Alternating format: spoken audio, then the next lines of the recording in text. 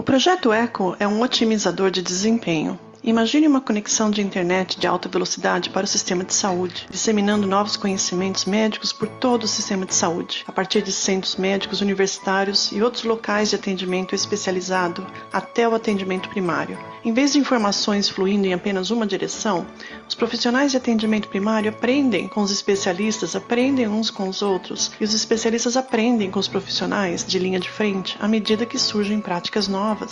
No Echo, os profissionais de saúde usam a tecnologia de videoconferência para participar de sessões com mentores especialistas. Eles adquirem novas habilidades que lhe permitem tratar pacientes que de outra forma teriam que ser encaminhados para um especialista. Pacientes com doenças crônicas e complexas recebem atendimento de alta qualidade onde vivem e de profissionais que eles conhecem, sem esperar por meses para consultar um especialista e sem a necessidade de viajar para obter atendimento especializado. O Echo aumenta exponencialmente o acesso a cuidados especializados, movimentando o conhecimento ao invés de movimentar as pessoas. Sofrimento e desconforto são reduzidos, enquanto vidas são salvas. Projeto Echo, mudando o mundo rápido. Junte-se a nós pelo site echo.unm.edu. E você, já faz parte do Echo? Olá, boa tarde a todos. É um prazer recebê-los aqui no EcoUFES Neonatologia, que é a nossa comunidade virtual de prática. Meu nome é Tassiane, eu sou residente de neonatologia pela UFES e hoje eu vou ser o facilitador da nossa sessão. Então, o programa EcoUFES Neonatologia, ele tem uma série de 12 sessões ecos semanais de 1 hora cada. Então, essas sessões elas vão proporcionar um desenvolvimento profissional, apoio e colaboração comunitária. Então, alguns recadinhos. Se a sua conexão com a internet permitir, eu recomendo que vocês mantenham a câmera ligada, porque as pesquisas mostram que manter a câmera ligada ajuda nesse desenvolvimento com o espírito colaborativo, aumenta a interação, a discussão e troca de ideias, e vai reduzir também essa sensação de isolamento. Então, eu gostaria de lembrar que cada sessão eco, os participantes vão apresentar casos para a discussão. Então, os participantes e a equipe central, elas vão fazer perguntas e fornecer recomendações. Então, eles vão aprender um com os outros à medida que o conhecimento é testado e refinado através da troca de conhecimento. Então, esse ciclo contínuo de aprendizagem é uma telementoria com apoio que torna o ECO único, com um impacto muito além do webinar ou do curso EAD. Então, o modelo ECO é um intercâmbio de conhecimentos que reúne uma rede de estudantes de múltiplas áreas de foco para uma abordagem sólida e holística. Então, portanto, vamos começar com as apresentações. Eu vou iniciar apresentando nossa equipe central. Como eu já falei, meu nome é Tassiane, eu vou ser facilitadora, e aí eu passo a palavra agora para a nossa coordenadora, Fernanda. Olá, boa tarde a todos e a todas. Meu nome é Fernanda, eu sou enfermeira e docente do Departamento de Enfermagem da Universidade Federal de Sergipe. Sou também vice-coordenadora da Residência de Enfermagem e Neonatologia da UFES e vou estar coordenando a sessão de hoje. Gostaria de desejar as boas-vindas a todos e dizer que é uma grande satisfação retomar as atividades do EcoUFES Neonatologia. Espero que tenhamos uma discussão muito rica e esclarecedora. Gostaria também de fazer um pequeno lembrete. Peço a todos que revisem se o nome está aparecendo de maneira adequada na plataforma. Se tiver qualquer erro ou problema, eu peço que você clique com o botão direito em cima do seu quadrado e altere o nome. Muito obrigada. Obrigada, Fernanda. Agora eu chamo agora para se apresentar nosso suporte técnico, Joel. Olá, pessoal. Boa tarde a todos. Eu sou o Joel, sou servidor técnico administrativo da UFES e atuo no projeto ECO no apoio e suporte aos programas do ECO. Desejo a todos uma ótima sessão. Obrigada, Joel. Agora eu chamo a nossa especialista, Karine Cafezeiro, para se apresentar. Oi, boa tarde a todos. Eu me chamo Karine Cafezeiro, sou enfermeira neonatologista, é, atualmente na assistência no Hospital e Maternidade São Isabel, no Bloco NEO, e também agora fazendo parte da preceptoria da residência aqui de enfermagem, né, e neonatologia da UFES. É um prazer estar com vocês, com vocês, né? É sempre muito rico essa troca de informações que acontece, valioso demais para os pacientes e para a gente também. Então, agradeço o convite que a Erika me fez, e é isso. Muito obrigada. Agora solicito que todos se apresentem. Como estamos aqui em minoria, podem se apresentar ligando a câmera, continua ligada, e o microfone. Boa tarde a todos, meu nome é Mariana e eu sou residente de enfermagem de Neo. Boa tarde a todos, meu nome é Maria Luísa, eu também sou residente de neonatologia pela UFS. Boa tarde, pessoal. Meu nome é Jéssica Luana e eu sou residente de enfermagem e neonatologia pela UFES. Boa tarde, gente. Sou Érica, sou residente de NEO também, e hoje eu vou apresentar o caso. Muito obrigada, gente, pelas apresentações. Caso eu tenha esquecido de alguém, pode solicitar ou até abrir o chat. Então, vou dar uma resumida. Hoje nós teremos, no primeiro momento, alguns anúncios. Posteriormente, a apresentação didática, que é a apresentação de casos seguida das discussões e recomendações. E, por fim, anúncios de encerramento. Então, agora eu vou pedir para a coordenadora Fernanda fazer os anúncios iniciais. Obrigada, Tassiane. Então, gostaria de fazer alguns lembretes. Se alguém tiver alguma dúvida ou comentário ao longo da discussão, eu peço que, por favor, levante a mão. Assim que seu nome for chamado, você pode ligar o microfone, se apresentar e colocar a sua pergunta ou questão. Além disso, eu também peço para que vocês mantenham a câmera ligada durante toda a sessão. Isso fortalece o vínculo nessa comunidade prática, como Tassiane já pontuou. Por fim, se alguém tiver alguma dificuldade com a plataforma, pode entrar em contato com o Joel, que ele está à disposição para ajustar qualquer dificuldade ou problema para que vocês consigam assistir toda a sessão. Muito obrigada. Obrigada, Fernanda. Então, vamos iniciar, né? Agora com a apresentação de caso. Então, com a breve pílula teórica do especialista. O tópico da nossa sessão hoje é prematuridade e suas complexidades. Então, o apresentador desse caso vai ser a especialista. No momento, ela vai explicar sobre o tópico. E após a apresentação dela, a gente vai abrir para algumas perguntas sobre o que ela trouxe. Então, eu vou pedir para o nosso suporte técnico Joel compartilhar esses slides na tela. E, Karine, você tem 10 minutos para fazer a sua apresentação e, após esses 10 minutos, tem 5 para perguntas e respostas. Então, gente, de novo, né? Boa tarde. Hoje a gente vai falar um pouquinho sobre a prematuridade, as suas complicações e a questão do cuidado de enfermagem e o vínculo familiar, certo? Pode passar. Esse negócio da gente não passar me dá um. Então, para a gente cuidar, primeiro a gente precisa conhecer, né? Então, para você cuidar desse paciente, primeiro você precisa compreender o que é esse bebê prematuro. Então, o que é a prematuridade? A prematuridade, que é o definido, né, como parto, é o nascimento antes de 37 semanas completas, mas aqui eu vou trazer a prematuridade no sentido mais amplo.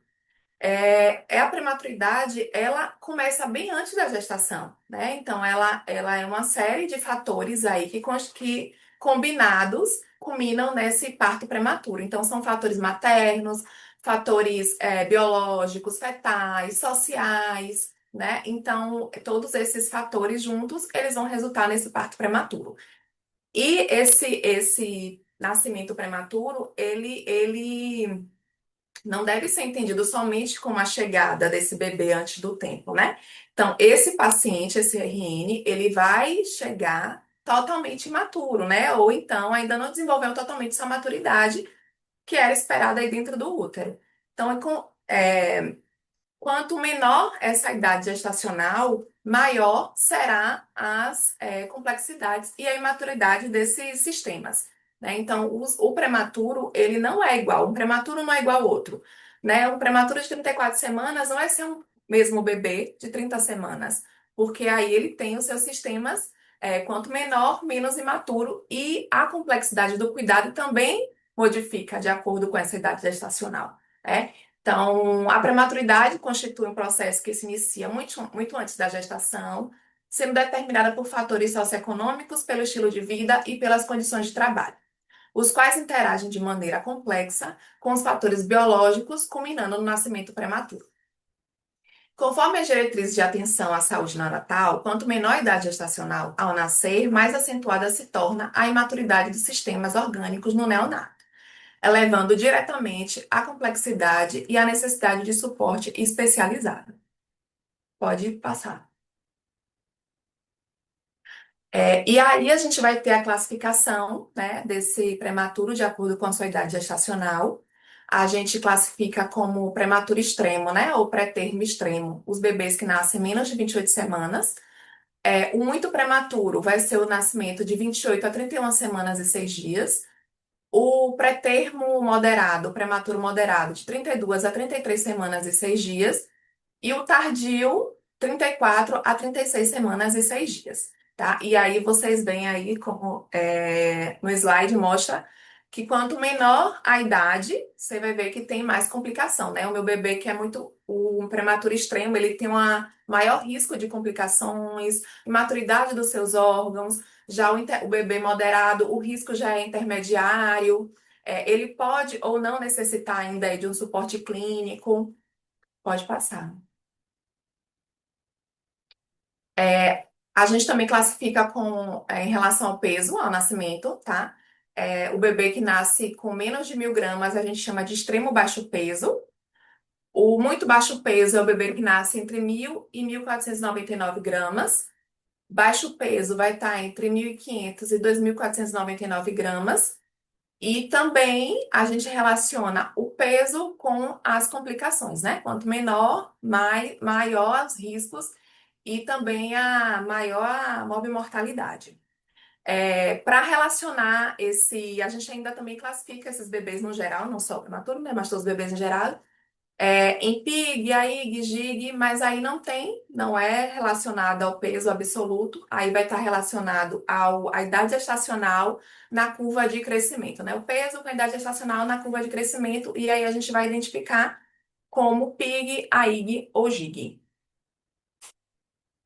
Pode falar.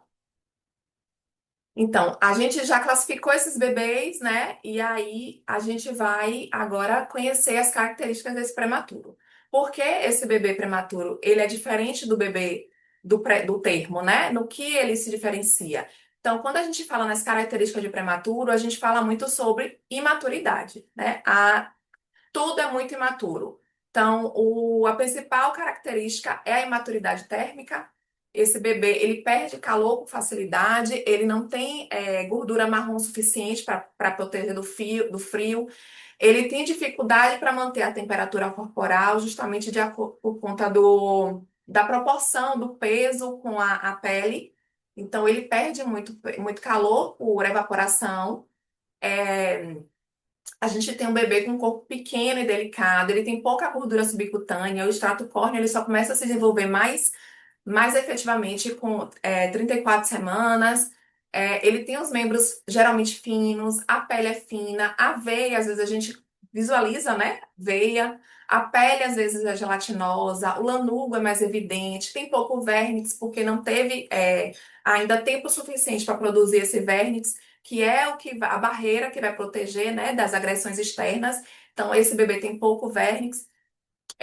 Na questão da alimentação, também imaturidade da sucção, ainda dependendo da idade gestacional, ele não tem essa coordenação entre sucção, deglutição, respiração, né, que só vai se acentuar também, apesar da sucção, ela já se desenvolver mais cedo, mas ela só é realmente efetiva lá para 32, 34 semanas. A respiração também é um pulmão imaturo, é um bebê que tem pouco produção de surfactante, então ele vai precisar, às vezes, de um suporte de oxigênio. A respiração é irregular. A questão do tônus e reflexo é um bebê que é menor tônus muscular, postura menos flexionada, reflexos ainda primitivos, alguns reflexos iniciam aí com 28 semanas, mas outros também só vão ficar mais efetivos com 32, 34 semanas. Não tá no slide, mas uma característica muito importante nesse bebê é a incapacidade, assim, a dificuldade de autorregulação. Então, esse prematuro, uma vez que ele é colocado em um ambiente de estresse né? Um ambiente muito ruidoso, muita luz, manipulação muito excessiva, ele tem dificuldade de se autorregular mais rápido, né? Diferente dos bebês termos. Então, e essa dificuldade de autorregulação, ela pode trazer inúmeros problemas, né? É uma frequência cardíaca alterada, é uma dessaturação, é uma frequência respiratória irregular, o próprio a não conseguir manter o sono, certo? Então, a imaturidade de órgãos e sistema torna o prematuro mais vulnerável e dependente de cuidados especiais. Pode passar. As principais complicações. Nos muitos casos, não é somente um sistema, né? Complicação. Quando vem várias complicações. Pode acontecer complicação em todos os sistemas, né? Que eles são bem vulneráveis. Na questão neurológica, eles podem ter uma hemorragia intraventricular, leucomalácia periventricular, alterações no neurodesenvolvimento. No oftalmológico, a retinopatia da prematuridade, miopia, estrabismo, comprometimento visual. Na parte respiratória, a síndrome do desconforto respiratório, apneia, displasia broncopulmonar. Cardiovascular, a persistência do canal arterial, né? A hipoperfusão, hipotensão, hipertensão pulmonar. Gastroenteral, o risco para enterocolite necrosante, perfuração intestinal, a própria intolerância alimentar. Na parte metabólica, hipotermia, hipoglicemia, distúrbios hidroeletrolíticos e no infeccioso, sepse, né? Sepse precoce, infecção relacionada à assistência, pneumonia e meningite. E aí, esse bebê, vencido essa batalha aí dessas possíveis complicações, ele pode ser, né, admitido da UTIM para o 5, ou então, às vezes, vem próprio da sala de parto para o 5. E aí ele vai para o 5, que é a unidade de cuidados intermediários de convencionais neonatal. Ao 5, ela tem o objetivo de promover a recuperação, o desenvolvimento, o crescimento e preparar esse bebê para alta, certo? Não existe um critério de idade gestacional para admissão na UCIM. O que a portaria, né, a 930 de 2012 traz é o peso. Se o bebê tiver entre 1.000 e 1.500 gramas, e ele tiver estável, com dieta plena, sem acesso central, ele pode ser admitido nessa unidade, tá? Ou os bebês maiores que 1.500 gramas, se ainda se precisar de suporte de venóclise ou ainda antibiótico terapia, mas também já esteja mais estável, ele também tem critério para admissão em U5, tá certo? E dentro da... Pode passar. Pronto. E dentro da U5, alguns cuidados de enfermagem. Eu trouxe alguns cuidados relacionando um pouco as características, certo? Porque, veja que as características desse bebê não é apenas a característica física, né? Ele acaba que é uma consequência clínica. Então, toda a característica dele, como é tudo muito imaturo, traz uma consequência clínica. Então, a imaturidade, imaturidade térmica, eu tenho que ter cuidado com essa imaturidade térmica, então eu tenho que manter meu bebê em incubadora. A gente vai verificar essa temperatura axilar regularmente. A gente vai evitar a exposição e a manipulação desnecessária. A gente vai ter que realizar um cuidado rápido e de forma organizada. Na parte neurológica, a questão da autorregulação, a gente tem que manter um ambiente calmo, com pouca luz, com pouco ruído. O manuseio tem que ser cuidadoso e agrupado. Posicionamento também adequado, manter o alinhamento. Observar sinais de dor e de estresse desse bebê. Na questão da imaturidade respiratória, os cuidados, a gente monitorar padrão respiratório, manter cabeceira elevada, oferecer o suporte de oxigênio se for necessário, né? Aspirar também as vias aéreas também, se for necessária. Na questão da alimentação, respeitar o tempo de cada bebê, da aceitação do oral, né? Porque cada um tem o seu tempo de sucção, deglutição. Então, se já for um bebê apto a oral, tomar cuidado, observar a fadiga na alimentação, se tiver em uso de sonda, confirmar posicionamento de sonda, ofertar o leite materno sempre que possível, observar sinais de intolerância, né, como alteração de resíduo, distensão abdominal, regurgitações, e realizar a higiene oral. Na pele, pele e o corpo, né, na pelezinha, na imunidade do bebê, higienização das mãos, né, ter cuidado com fitas, né, adesivo, porque como esse bebê tem essa pele muito fina, pela, né, a derme, a epiderme muito fina, então ele tem um risco de trauma superficial mais fácil que os outros bebês. Então, ter cuidado com esses dispositivos quando for retirar, porque realmente pode machucar a pele. É, reduzir as manipulações, né, e visitas desnecessárias.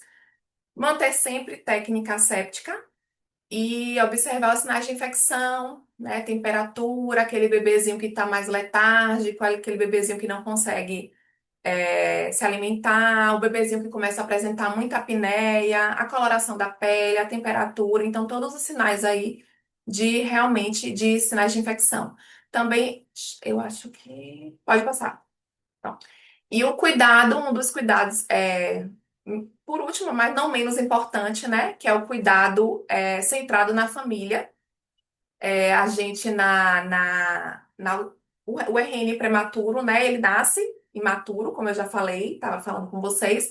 Mas além do RN, também vem uma família imatura, uma família imatura emocionalmente, de conhecimento, né? E aí, dentro desse contexto, a gente tem tem vários papéis, né? Então, a enfermagem ela vai atuar como cuidador, o cuidador ali mesmo, o técnico, com todos aqueles cuidados ali que eu já passei, a mão na massa propriamente dita, né? A gente também atua como educador, porque a gente vai orientar a amamentação, orientar cuidados pós-alta.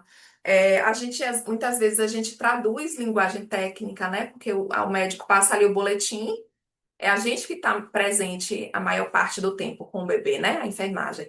Então, às vezes, o médico passa ali o boletim para a família, ele sai do leito e a família não entendeu nada. Então, a gente tem esse papel de facilitar a comunicação, né? Então, a gente tem mesmo esse cuidado. Também orientar os pais os sinais de instabilidade, né? Para observar o que ele deve observar, para ficar atento. A gente também tem um papel de facilitar o vínculo, então sempre estimular o contato pele a pele, estimular a presença desses pais, é, estimular a participação no cuidado, então seja na troca de fralda, seja ali na ajuda na hora do banho, seja na hora da dieta, então a gente vai ser essa ponte, né, para facilitar esse cuidado porque posteriormente vai para casa, cuidado vai ser parte deles, né? E também a gente tem um papel importantíssimo de acolher, né? Acolher, ouvir, essa família que ela pensou em um bebê, né? Um bebê real lá, que foi o bebê imaginado por eles, bebê gordinho, nascido lá no tempo certo, com o peso certo, e não é o bebê real deles, né? Então, às vezes, a família tem medo de tocar, os pais têm medo de pegar, não é falta de amor, né? É porque tem medo mesmo, insegurança. Então a gente tem que estar ali, a gente está ali para ser esse apoio para esses pais durante essa estadia desse bebê conosco.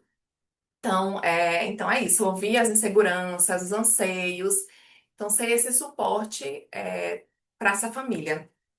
Pode passar. E aí, para terminar, uma frasezinha que resume meio tudo. Que cuidado prematuro é muito mais do que tratar sua imaturidade. É protegê-lo, favorecer seu desenvolvimento e ajudar sua família a construir desde cedo o vínculo e a confiança para levá-lo para casa. É isso, gente. Muito obrigada. Muito obrigada, Karine, foi maravilhosa. A gente vai, com certeza, tipo, evoluir muito com a sua apresentação. Então, eu quero agradecer mais uma vez e dizer que foi uma oportunidade maravilhosa para todos de poder aprender com vocês mais sobre a prematuridade. Então, agora eu vou abrir para perguntas. A gente tem 5 minutinhos de perguntas. Alguém quer fazer alguma pergunta sobre o caso que Karine trouxe? Pode tanto abrir o microfone como colocar pelo chat. Eu tinha uma dúvida sobre a questão de como você falou.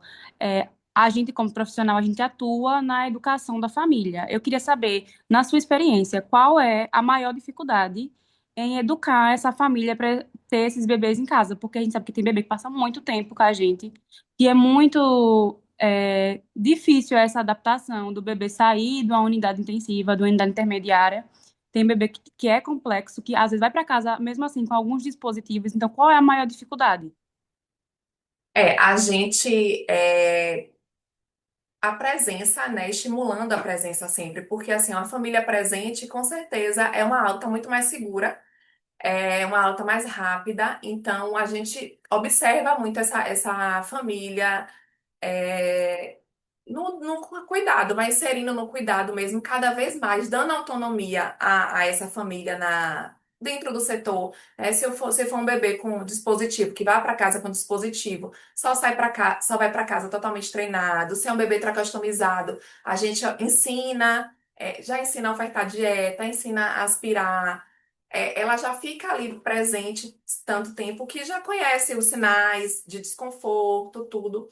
Então, realmente, a alta segura é essa, quando a gente entende e sabe, percebe que a mãe tem segurança para levar. Às vezes tem mãe que não tem. Tem o bebê, tá prontinho para alta, mas a mãe diz, eu não tenho segurança de levar. Então, aí vai treinando, ela vai ficando cada vez mais, a gente orienta, fique mais, venha mais vezes. Nem sempre toda mãe consegue, né? Realmente ficar as 24 horas. Às vezes tem inúmeras outras coisas em casa, né? Infelizmente não tem como. Mas é isso, a gente estimulando essa presença dos pais para poder ir ensinando o cuidado mesmo.